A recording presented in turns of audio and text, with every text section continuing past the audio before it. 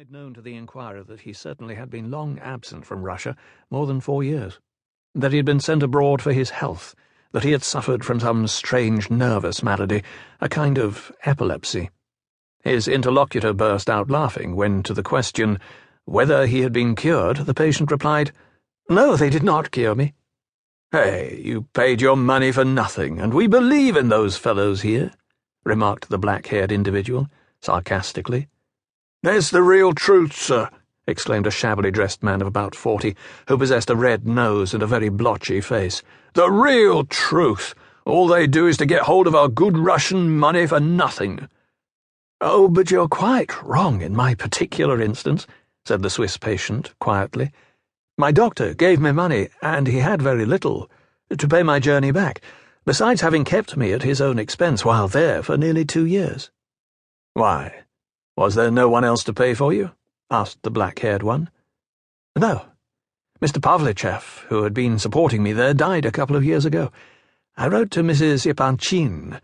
She is a distant relative of mine, but she did not answer my letter, so eventually I came back." "And where have you come to?" "That is, where am I going to stay? I really don't know yet.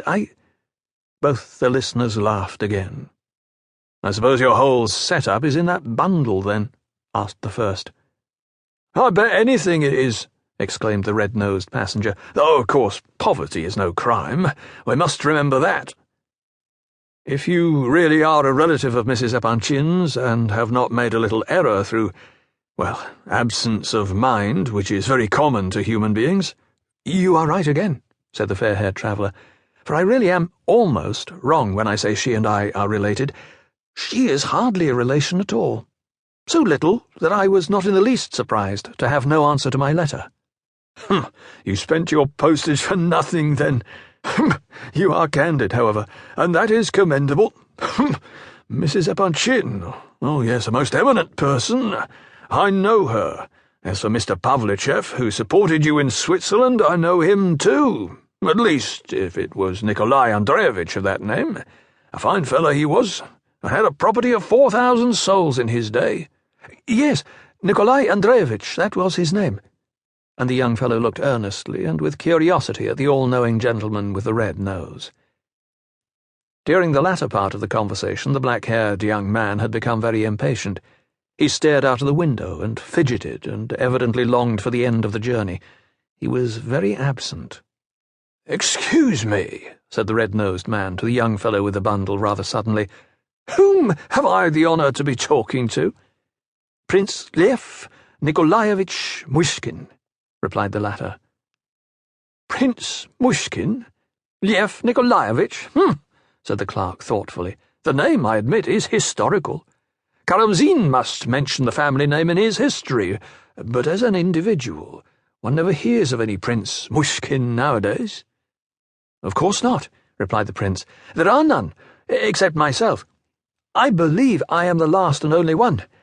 My forefathers have always been a poor lot. My own father was a sub-lieutenant in the army. I don't know how Mrs. Epanchin comes into the Myshkin family, but she is descended from the Princess Myshkin, and she too is the last of her line." "And did you learn science and all that with your professor over there?" asked the black-haired passenger.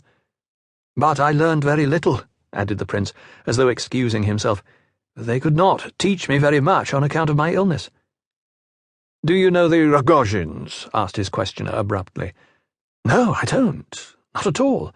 I hardly know anyone in Russia. Why, is that your name?" "Yes. I am Rogozhin. Parfen Rogozhin." "Parfen Rogozhin? Dear me. Then don't you belong to those very Rogozhins, perhaps?" began the clerk, with a very perceptible increase of civility in his tone. "Yes, those very ones," interrupted Rogozhin impatiently. He had not once taken any notice of the blotchy-faced passenger. "Dear me, is it possible?" observed the clerk, while his face assumed an expression of great deference and civility, if not of absolute alarm. "A son of that very Semyon Rogozhin, who died a month or so ago and left 2.5 million of roubles?" "And how do you know that he left 2.5 million of roubles?" asked Rogozhin. "It's true enough that my father died a month ago, and